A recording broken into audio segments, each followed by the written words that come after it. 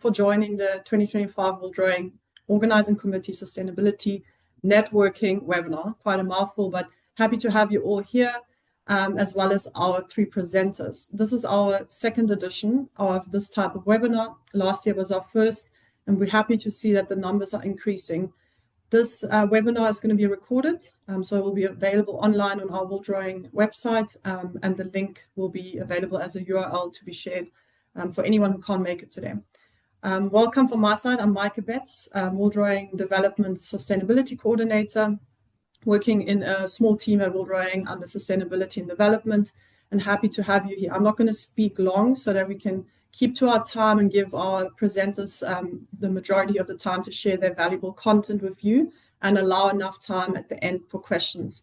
The way we'll do it is we'll go through the presentations, allow around 5 minutes after each to ask specific questions to the presenter, but then have around 10-15 minutes at the end of the session for any further questions that you have that come up throughout the session. This is a webinar style format, so it is a little bit more not as interactive, but what I would like you to do is to raise your hands as we go through if you have questions. Also, just feel free to add any questions in the Q&A, and then we can open the floor and we can unmute, and also if you're willing to show your video so that we know who you are and do a little introduction when you ask your questions. Okay, thank you so much. Now we're going straight into a presentation. Our first presenter will be Polya. Koleva. She's going to be presenting a great carbon footprint methodology that was done on the 2025 European Championships in Plovdiv this year. So over to you, Polya, to dive a little bit deeper and explain who you are, what you did, as well as any learnings that you had. Thank you. Thank you, Maike, for giving me the floor. Hello, everyone. My name is Polya Koleva, and as Maike said, I was the one responsible for the collection of data and preparation of the GHG emissions report of the European Rowing Championship in 2025, which took place in Plovdiv in Bulgaria. I will try to share my screen now in order to show you some details and to showcase our experience and what we've done in Plovdiv this year. So just give me a second.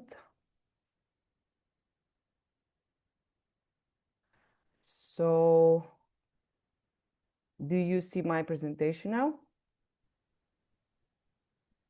Yes, we can see it. Okay, so just give me 1 second, full screen mode, and here we are. So, of course, I used the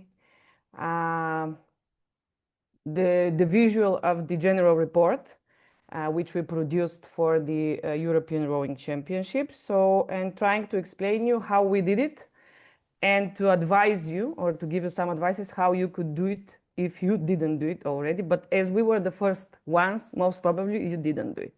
So first of all, I want to introduce myself. As I said, I'm Polya Koleva. The last 2 years, I'm focused on sustainability in sports, events, and hospitality. I used to work for the European Parliament, United Nations, Global Compact, many other institutions. And I've got more than 10 years experience as an event organizer and of sports events, international sports events, political conferences, and many more. My experience as expert and consultant in sustainability in sports events is related to different sports. I have experience in tennis, in curling, in football, and obviously in rowing. Something that I'm very proud of is that I was member of the first ever all-female officiating team for an ATP Tour event a few years ago. Of course, I'm very proud of the rowing championship. I had the privilege to assess and to measure the emissions. So, as you can see, I am someone who is keen on sports, and I love working in sports environment and events. So what I did this year was something new, especially for Bulgaria. It was the first sports event which emissions was measured in Bulgaria ever. So before I start in details talking about what we done in Plovdiv, I would like to explain a little bit about what is a carbon footprint and why its measurement is important for sports events, because some of you might not know what exactly is this. I had to explain it to the team in Plovdiv because most of the members of the team didn't know what exactly it means, just they know it as expression as a term. So what the carbon footprint is this is the expression of how our event impacts the environment. Usually it's a digital. We put some numbers expressing it, and usually we measure it in carbon dioxide equivalent in tons or in kilograms or whatever. So this is what the carbon footprint shows to us, how we impact the environment, how our event and to us participating, organizing, and so on impacts everything around us. Why we do this? Of course, we do it because somebody asked us, or it's a mandatory or whatever, but usually we need to do it because of the impact. Sport has a large environmental impact. You can imagine all this travel, all the goods we're buying while we organize events, that it generates emissions, and after that, as a waste, it also pollutes and it also impacts the environment. Of course, we measure it because without measuring it, we don't know how to deal with it after that. We need to know what's our impact in order to be able to reduce it or to take some actions to mitigate or to manage it in a way. Supports informed decisions. Sometimes sustainability and everything related to measurement of carbon emissions brings savings, because taking informed decisions, we are not working on the benefit for the environment. We work on benefits for the organizing committee or for the founders, supporters, sponsors, or whoever. Transparency. Why we measure it? Another reason is transparency, because people around us are interested and they want to know what we do and how we do it and how it affects their lives, their businesses, and the environment they live in. And finally, but not less important, is that for me, this is the most important, is that we are using sport for platform to change mindsets. We had discussion with Mikey about using this with youngsters and children, that sports has the power to change their mindset, even if their parents and teachers failed to do it. Explaining them why they need to separate and recycle, why they need to respect the environment, why they need to respect animals. So, how we started. When I was called by the organizing committee of the European Rowing Championship in Plovdiv, we had to discuss what was the aim of this report they're looking for and what will be the scope. That's why I titled this slide as Dream Big Multiplied by 2, because we were we decided to go as far as we can as the first event ever in Bulgaria. So what we did, first of all, we decided to cover our report to cover all stages of the event preparation. The building stage, let's call it this way, the stage when 2, 3, 5 days before the event, we need to start building the venue, we need to start delivering everything that is necessary, and we need to be prepared for the first day of the event. This is the preparation stage. We included this stage. We decided to include, of course, the main championship, and then the execution of the event. This was the first thing that we had to decide, what we are going to measure. All the stages, one of the stages, and so on. And the second thing we dreamed big was which scopes of the emissions will be included in our report.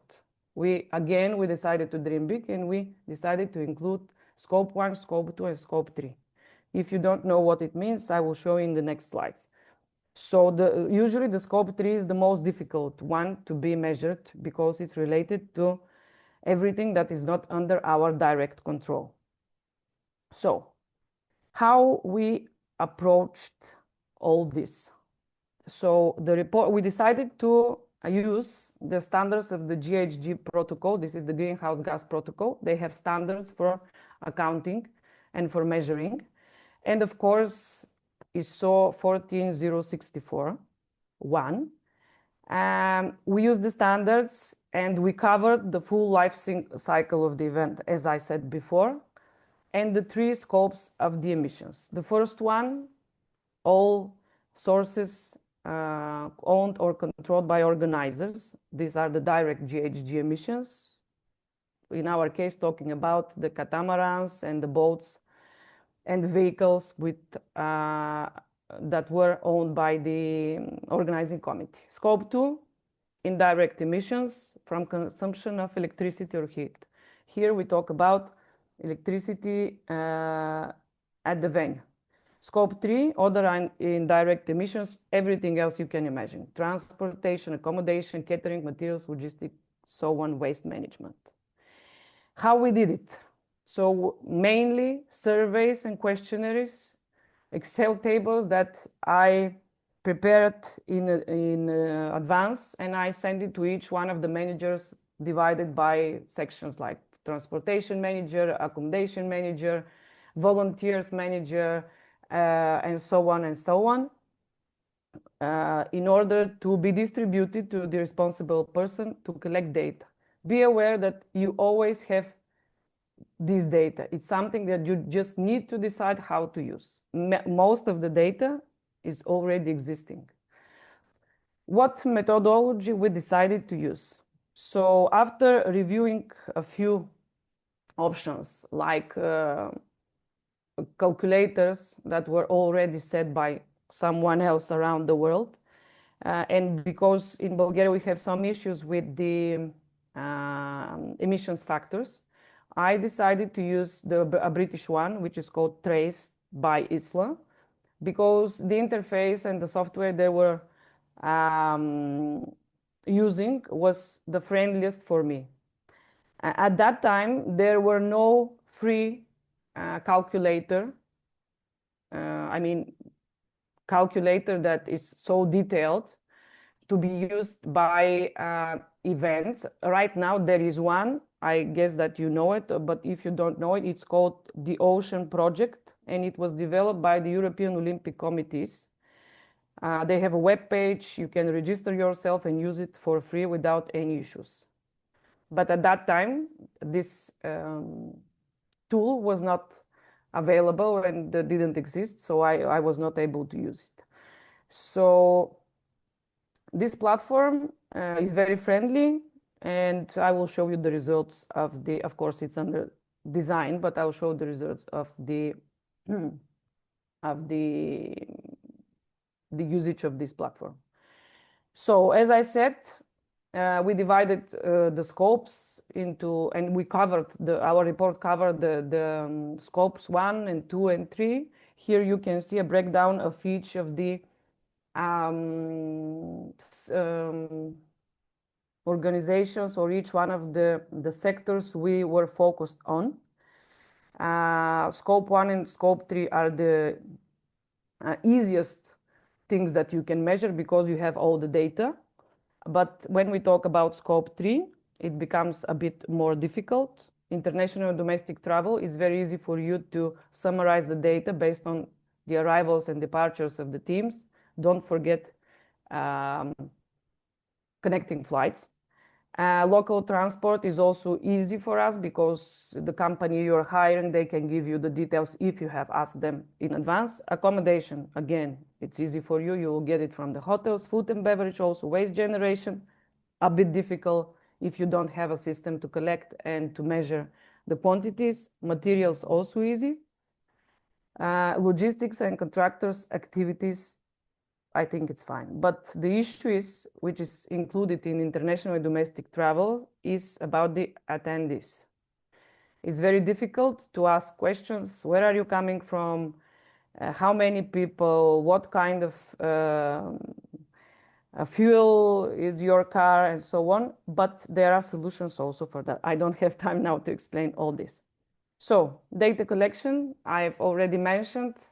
Quantitative inputs from everyone, surveys, records, bills, estimated numbers where you don't have data. And of course, you need to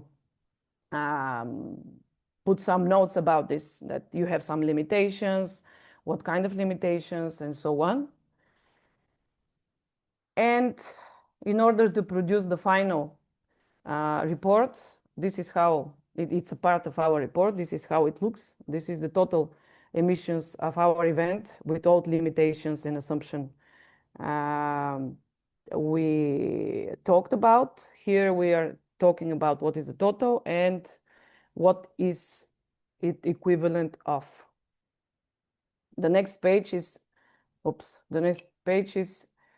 showing the emissions breakdown. This is the total emissions by category, like travel and transport, energy, food and beverage, production materials, and waste. We have many more pages about each one of them, showing a lot of data that could be used by other events after our event. So shortly, this was what I wanted to give you. I don't know if you have understood anything. Because I'm running through this presentation, I don't want to waste a lot of time. But finally, I just want to give you some advices about how to create your footprint report. Start early. Don't wait the championship to start and then to decide, oh, we need to collect this data, or we have to do it. Collect data from every operation unit, even if you think it's not necessary, just collect it. Then you might use it. It's better to have it instead of not have it. Developing simple tools, Excel tables, surveys. You can use Google surveys. I don't remember what, formularios or whatever it is called. You can use questionnaires to be easy for everyone to answer. Travel is always the biggest source. Focus there. This is very important. As I mentioned, connecting flights. Don't miss connecting flights because they're very important. Use a recognized platform or methodology. Yes, you need to check it before deciding to purchase or which one to use, if it's very suitable in your case.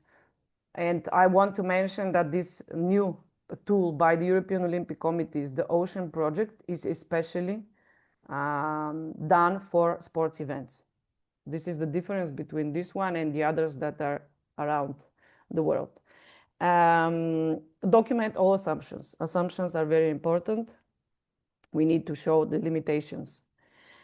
Share results and celebrate the learning. A report without being published is nothing.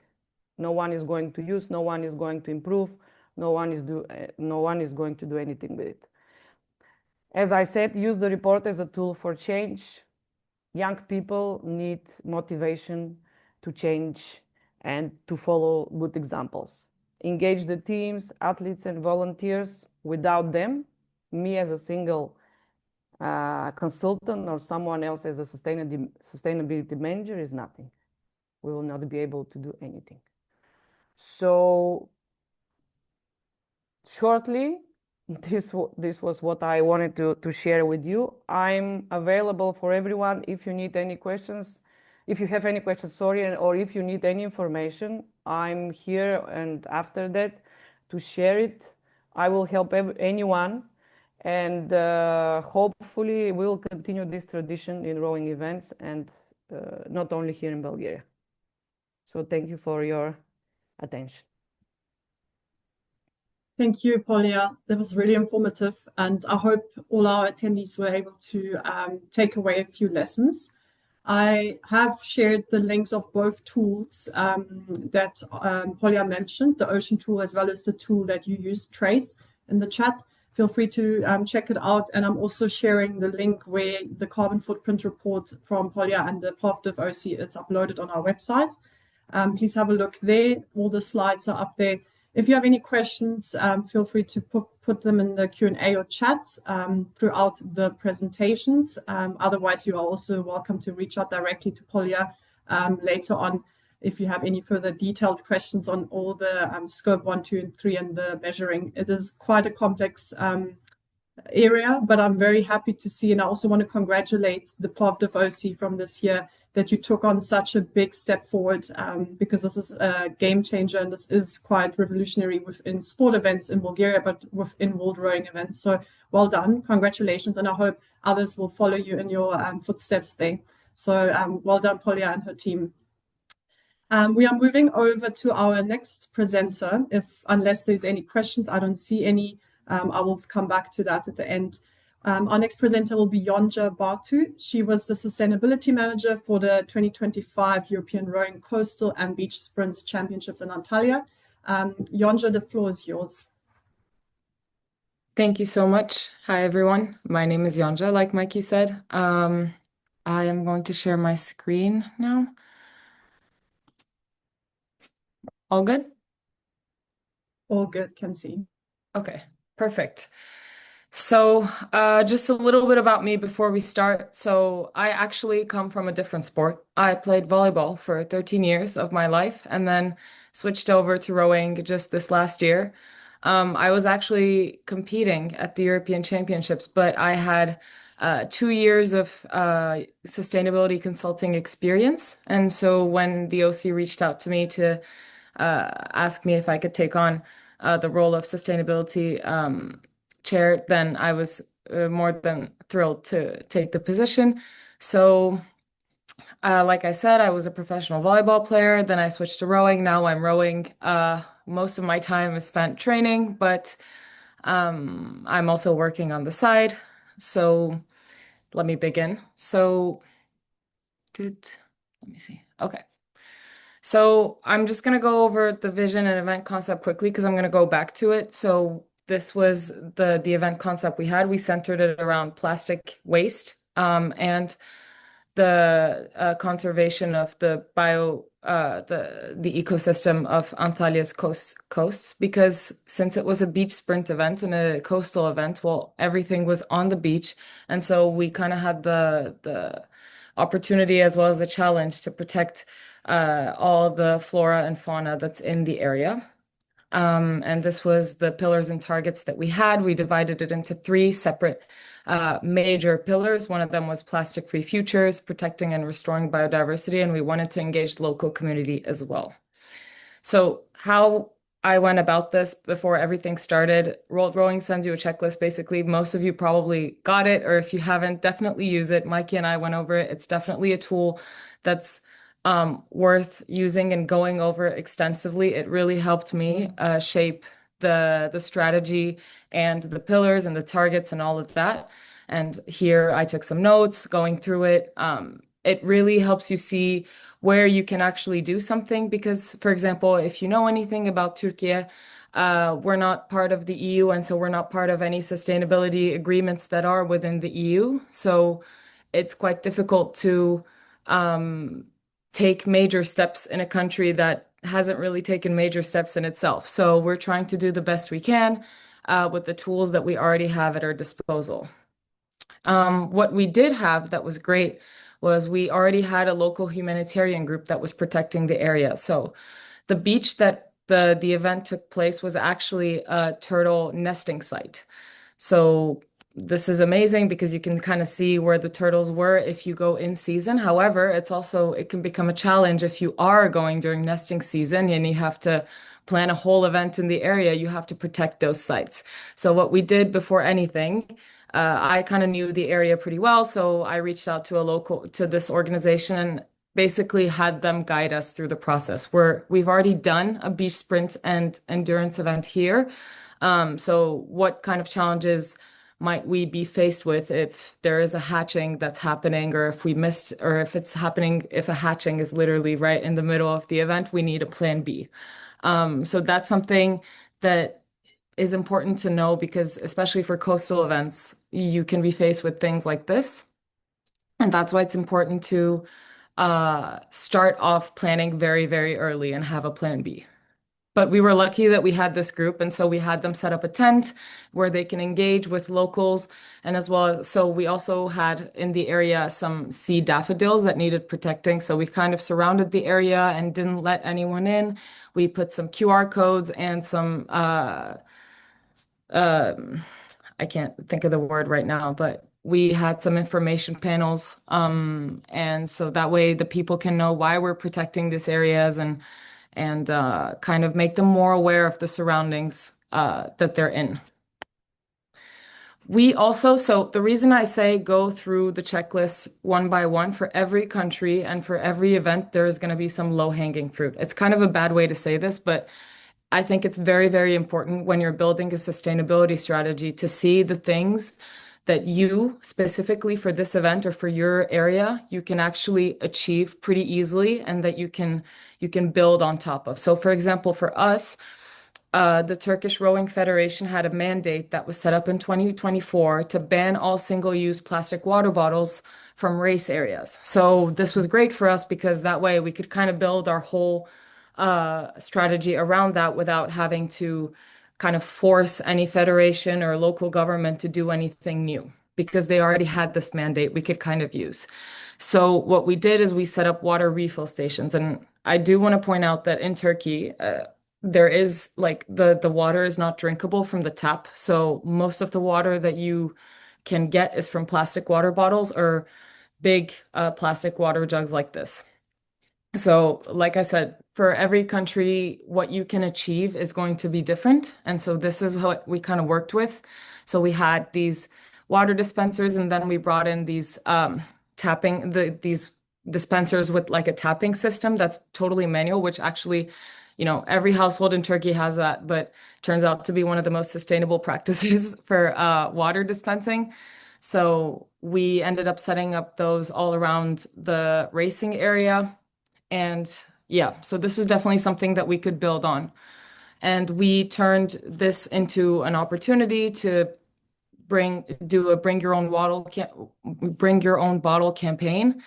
And we sent those to all the athletes that were coming and to the federations that were bringing the athletes that were coming to the racing area. And we actually had some local groups or local companies that were setting up tents that kind of piggybacked on this idea and gave away free reusable water bottles during the event. So that was great to see some local companies engage in this initiative as well.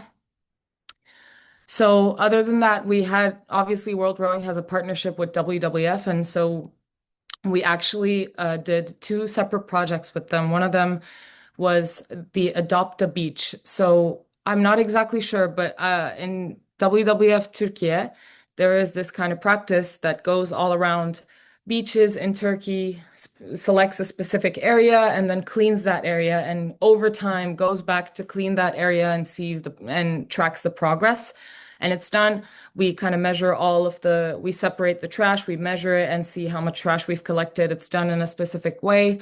And so we had a cleanup event that was done in a nearby beach, which we couldn't do at our own beach because the beach was under the protection of the local humanitarian group and it was a nesting area.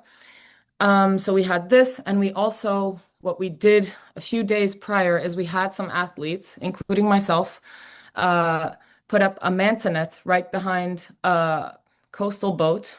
I don't know if you can see it here, but I'll send you, or Mikey can send you the link of the video that we filmed. We basically had a manta net behind our quad and collected microplastics in a specific area in the racing area, and we sent those to a lab that's currently being analyzed. And our goal is to do this over coming years.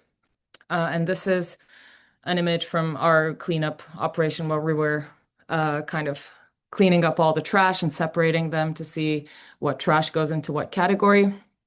And so the idea with these two projects is to keep this going for months and years to come, which is like a side note, we have a beach sprint academy in Antalya. And so we are planning on kind of extending that project to the Beach Sprint Academy for people that are hoping to come and train with us. They can also come and join the movement. So we are planning on creating awareness that way too.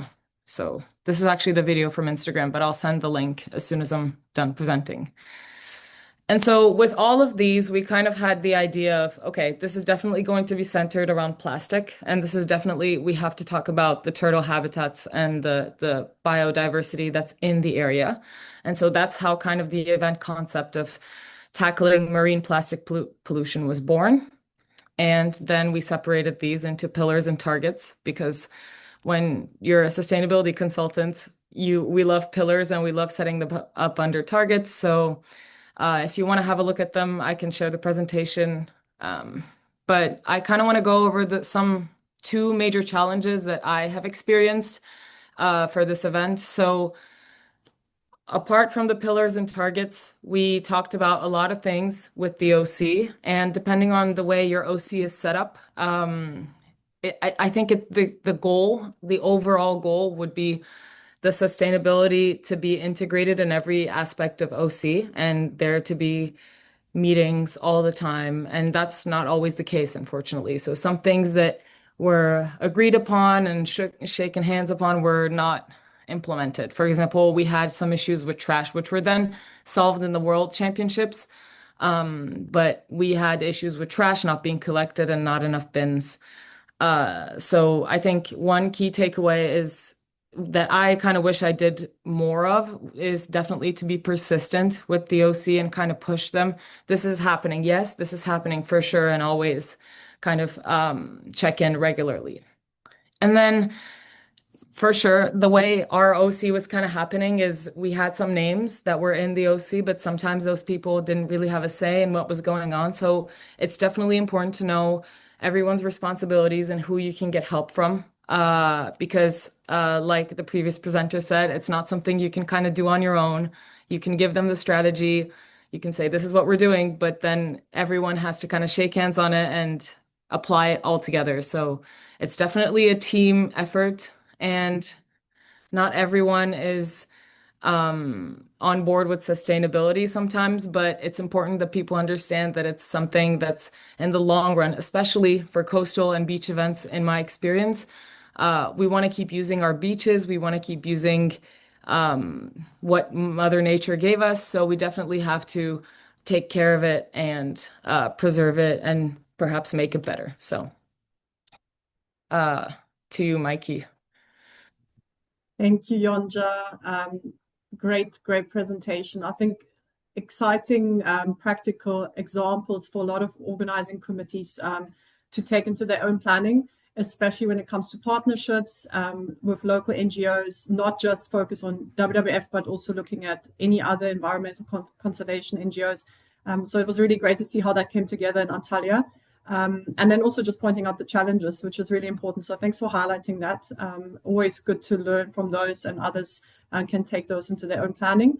I have shared all the links that Yonca was referring to in the chat. So you can all look in your own time in the YouTube link. There's the cleanup event, the microplastic analysis, and also shared the link to the event concept, because this event and this project that we did fell within the Healthy Water Alliance. So we had several partners actually involved. You can read up about it in our event concept, which is in the chat link. So really, thank you, Yonca, and we look forward, hopefully, to going back to Türkiye for events and really just improving our sustainability plan with your organizing committees. Thank you so much. Anyone that has questions, please pop them in the chat and we can get back to them at the end of the session. Okay, we are going to move on to our third presenter. And I hope, I've already forgot how to pronounce the surname. I practiced it, but I think I lost it. So I'm going to leave it over to Agne to introduce herself. She was the sustainability manager from the 2025 World Rowing Under-19 Championships held in Trakai. Really successful event as well. And she's also the NOC, the Lithuanian NOC sport director. So over to you, Agne, to do an introduction and share your presentation. Thank you, Maike. Hi, everyone. So I will share my screen, and actually I did my presentation in a bit another way. First of all, I would like to present you what we as an organizing committee have planned at the planning stage for the 2025 World Rowing Under 19 Championship in Lithuania, in Trakai, in beautiful city that is the UNESCO heritage. So as part of our planning stage, we had foreseen that the souvenirs will be made by the local communities, integrating them into the event and using upcycled and natural materials. We have foreseen that we will use sustainable water supply for all the participants. We will use the garbage sorting system. We will use the carbon footprint emission calculation, which I will not explain further because it was fully explained for you by Polya. We also have foreseen educational activities provided by different stakeholders in Lithuania. And finally, we have foreseen tree replanting initiative. And it was all settled at the planning stage. But I need to be honest with you that not everything was implemented because of different reasons, because of budget cuts, because of poor integration with local communities. But I thought it might be useful for you as a future organizing committees to see what you can do and what initiatives you can take and implement on your behalf.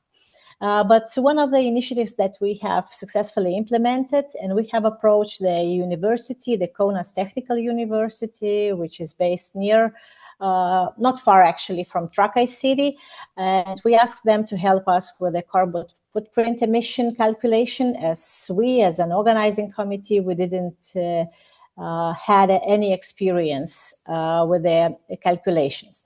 So, and we got all the results from the university, and they accurately calculated, and you can see how many trees we need to plant if we want to offset the footprint that the World Championship produced in Trakai. We implemented also one of the initiatives we have planned at the planning stage, so tree Forest of Nations, we call it like that. We planted few trees together with a World Rowing organization and our organizing committee and the president of the Lithuanian Rowing Federation. In general, we called it the Rowing for Greener Future. And with this name, we hold all the initiatives during the World Rowing Championship. We are very, very satisfied with the Bloom Up cooperation, and I will show you in a few slides later on how we came up with the Bloom Up. Actually, it was a World Rowing idea, but we also came up with the petland conservation and restoration education. And because of the fact that in Lithuania we do not have WWF organization, we don't have an office here in Lithuania, so we approached the petland conservation organization, NGO, local NGO in Lithuania, and we asked them to have education activities during the World Championship in Trakai, and we also have foreseen the education together with the local community, with the schools from Trakai in 2026 in the early spring. So we had during the finals on Sunday, we had education activities, and the initiative that we are very pleased and proud of. So it's the World Rowing Pilot Project together with the Bloom Up. And I believe that Mikey can later on share with you the report, which is very, very comprehensive, and a lot of factors and indicators were analyzed during the World Championship together with the Bloom Up and their experts. The key findings that were found out during the Bloom Up project, it's that we had a lot of key positive findings, but also some key concerns that we will be able to see at the report that you will get later on. And actually, as a future organizing committees, you need to be very much aware of those red pillars that we as an organizing committee got, but you are able to solve them or resolve them, or at least to have initiatives to try to resolve them in a better way. And with all those initiatives that we integrated or implemented in the World Championship at Trakai, we got the international recognition, and the biodiversity project with the Bloom Up was shortlisted for the biodiversity project category, and we are very, very proud of it. Some videos were created together with the World Drawing, and on behalf of Trakai Organizing Committee, I want to very much say a huge thank for Mikey and Daniela and the whole World Drawing team for all the help and support during the World Championship in Trakai. So that's that's it from my side. Thank you, Agne. Very nice to hear and see all the great projects that you did in Trakai. We have created a lot of content there. I have shared already the links to the YouTube videos, so have a look and see a little bit more in detail what the projects were about. Other than that, I would invite, I see we have quite a few World Drawing staff members that have joined our webinar as well. So opening the floor. And then basically inviting anyone who wants to add or question anything regarding those three presentations. If you have any more detailed questions about any specific ones to the three speakers. Otherwise, I also invite our World Drawing staff, especially the event managers who are online, to add any comments or input from their side, because they are mostly the ones working very closely with the organizing committee on delivering these events. Whereas we as sustainability team come in to guide it in a more sustainable way, but we also rely a lot on cross-department collaboration.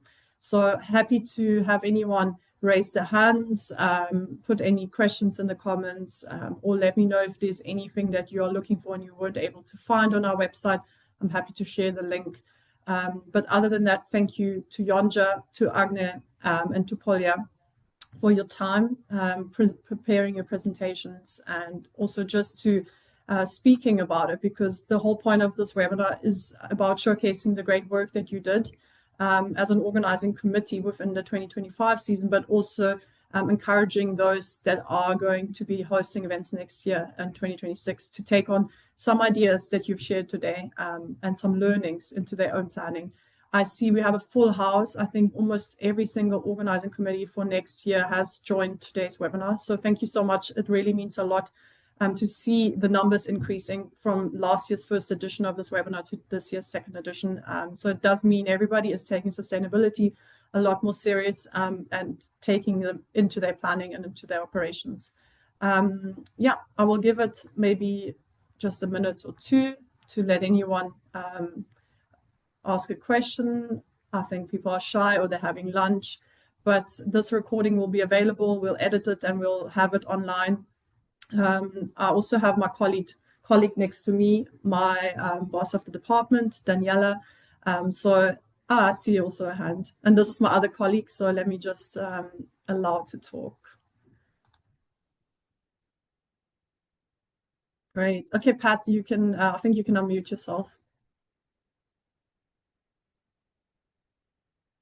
Oh, and she's dropped off somehow. I think she just left the chat. I'll wait for her to get back. I'm back. Oh, you're back. Okay, great. Yeah, not sure it works. No, I just wanted to say thank you for the three, because it's really a very interesting presentation, so that complement each other as well. And as I said in the chat, what is really important as well for OCs to take on as a learning is that you have to start early. That you need people as well in the organizing committee who take it on board, that help the sustainability manager, but also that it's not a one shot. And that I really wanted to underline. If you listen to them, it is something that has a lasting impact on the communities. And that's really important to me. Thank you again. Thank you, Pat. So Pat Lambert is also working within our World Drawing Sustainability department. She's our sustainability advisor. and has many years of experience in several fields. So thanks, Pat, for pointing that out. I do agree that the work needs to start early, and like Yonca mentioned, it has to be embedded in every single decision-making process.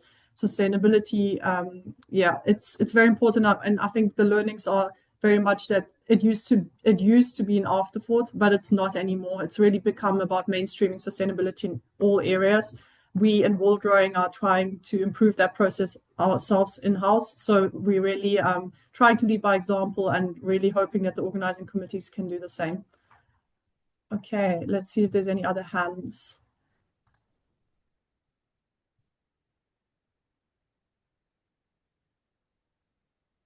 Okay, I see. It's my other colleague. Hold on.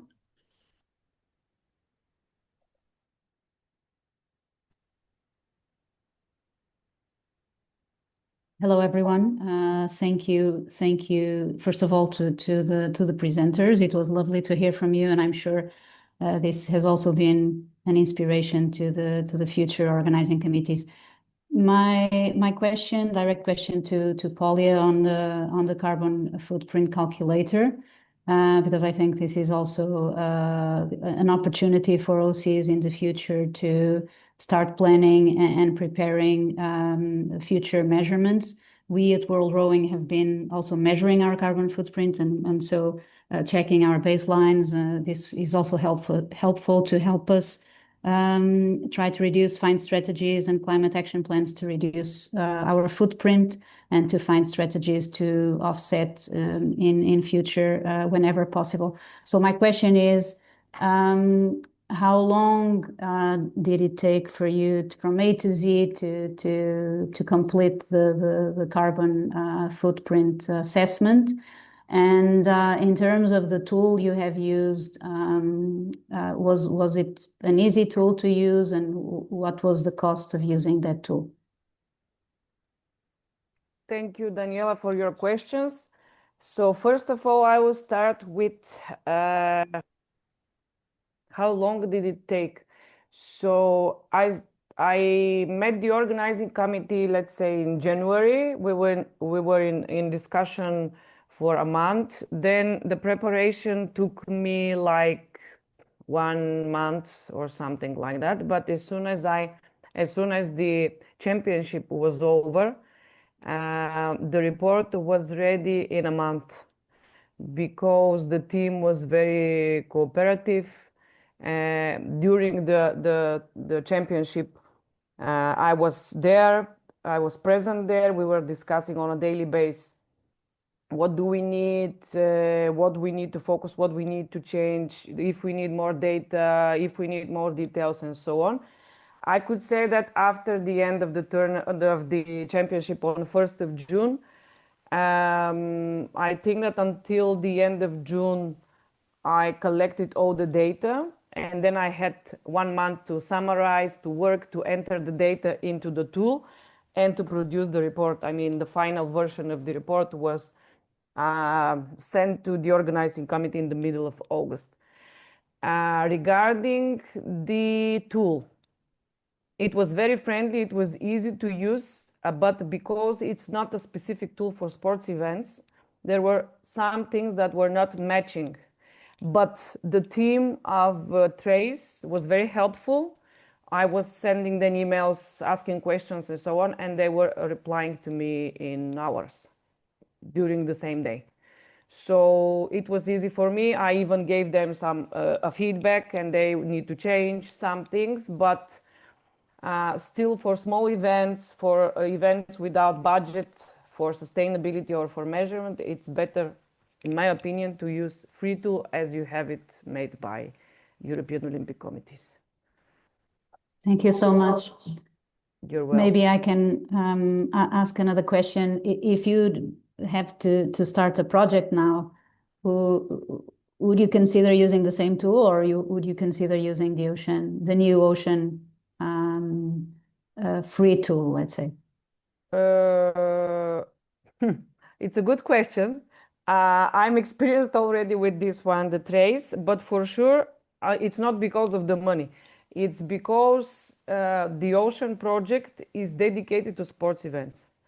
And you know, it's because I have experience in different kind of events, and they're different. Sports events is something else. For example, political conference is something else. Medical conference is something else. Giving you an example, for example, the boats and catamarans, in this calculator, you don't have specific section for water vehicles. You have only cars, different type of diesel, and so on and so on. So I needed to get an extra section or to calculate it separately, because it's a water, they don't have a section to calculate emissions from boats. Perfect. Thank you so much for the guidance and my advice is check the ocean project. If it's suitable for you, you can always use other calculators. Be aware that there are some countries that emissions factors do not exist, but I guess that you don't organize events there. So it needs to be a tool that you can trust.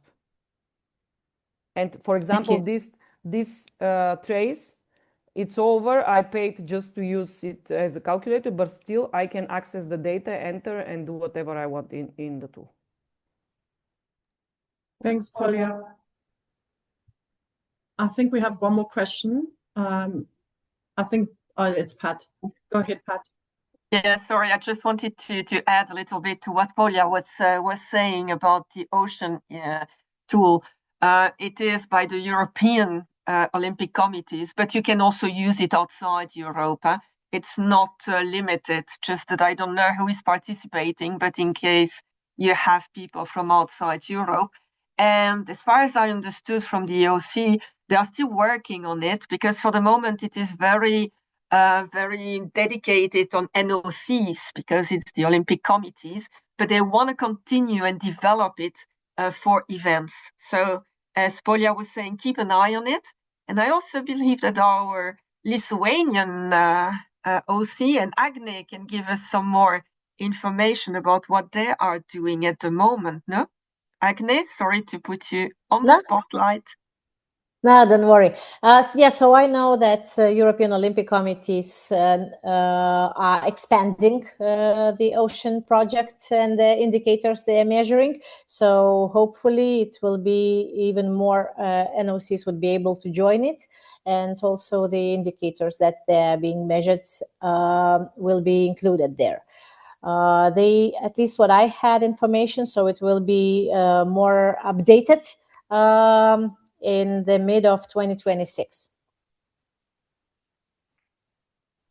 Perfect. Thanks, Agne, for sharing that. And thanks for prompting that question, Pat. I think this area, the carbon footprint measuring area, is it's a daunting one for a lot of organizing committees, but I'm really happy to see that so many of you are already exploring options to do this. So we would really love to hear from you, especially those for next year. How and maybe you will be looking at measuring your carbon footprint, but like how you would go about it, if you would need more information. But please do explore those tools and keep reaching out to us if there's any updated opportunities available and online tools. We are internally discussing and aligning on a concept and also a model for future for organizing committees to work on, so that we can look at standardizing the methodologies and the reports. But this is a very step-by-step process, so we need to take it, not too fast, but like just slowly getting into the right direction. So happy to hear your feedback even afterwards. If you can send us an email, we'd love to hear. But other than that, I think we have reached the end of our webinar. And I see a lot of thank you messages in the chat. So if the panelists can have a look in the chat, thank you everybody for presenting. So it's really great to see that all of those that joined us today that will be hosting next year learned some key lessons from your challenges and so on. So that's the whole point of having this webinar, is to really inspire, but also encourage others and also just celebrate those that have done good things. So we're happy to have seen such a great attendance, and feel free to reach out to us. As I mentioned, please do have a look as on our World Rowing Sustainability website. We have been slowly updating and adding best practices there, divided into OCs as well as member federations. So please have a look. I'll send the link in the chat. We will be updating those regularly, as well as any reports that have been published by organizing committees. So you can have a look in your own time there, read through them. We're trying to be as transparent as possible. As Polya mentioned, it's important that we report. Otherwise, what's the point in doing it? So there we go. I would like to thank all of you for taking the lunchtime to join us today. And also look forward to those in 2026 for our sustainability kickoff meetings in January and February. And we'll be then diving quite head on into your sustainability plan. So hopefully today gave you some inspiration or ideas on what else you want to take on.